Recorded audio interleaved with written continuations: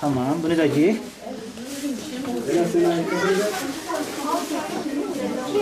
Oldu mu? Tamam mı? Ay maşallah, tamam. Sen gel bize diğer arkadaşım. Şimdi giymeyeceğim.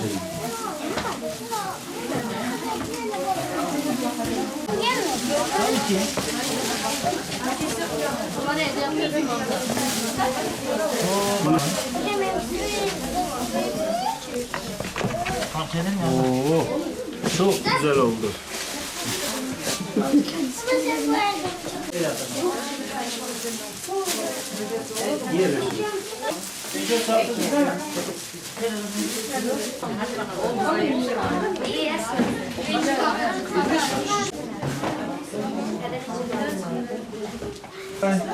Anne bu Kardeşim kaç yaşında?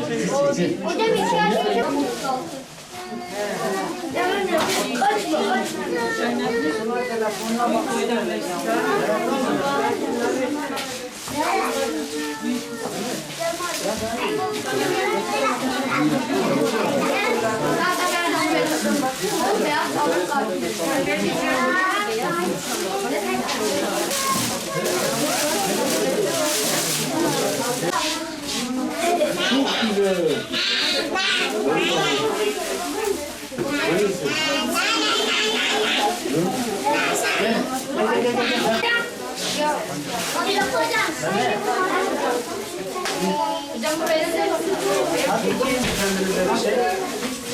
Ayakkabı. 6 Şubat'ta Kahramanmaraş'ta meydana gelen depremin üzerinden yaklaşık 2,5 ay geçti. Umut Kervanı, İHO Ebrar, Avrupa Yetim Eli, Yetimler Vakfı koordinesinde depremin ilk gününden itibaren depremzede kardeşlerimizin yardımına koştuk. İlk günlerde aşevlerine sıcak yemek vermek suretiyle giyim yardımı, gıda yardımı, yakacak ve bu tarz yardımlarımızı on binlerce ailemize ulaştırdık.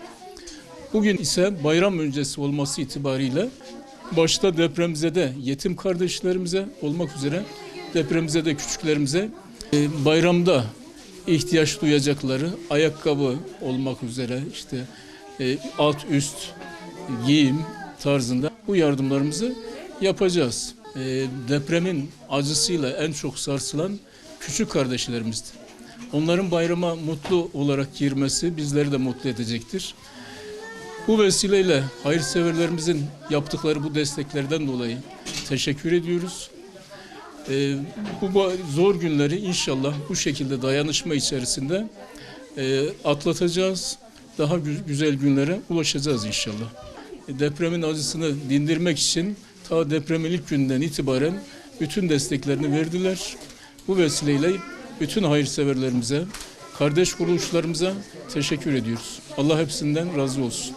Yani bugüne kadar aşevlerinde sıcak yemek olarak Ramazan bayramı öncesinde 3 öğün, Ramazan içerisinde ise sahur ve iftar olmak üzere 2 öğün depremzede kardeşlerimize sıcak aş yardımında bulunduk. Bayramın ilk gününde de bu sıcak aş yardımımızı yapacağız. Sonrasında artık aşevlerimiz kapatılacak. Bundan sonra yine depremzede kardeşlerimizin ihtiyaçları devam edecek. Çadırlarda kalmaya devam ediyorlar. Yani gıda anlamında, giysi anlamında halen ihtiyaçları var. Hayırsever kardeşlerimizin de bu yardımları kesmemelerini, devam etmelerini istiyoruz.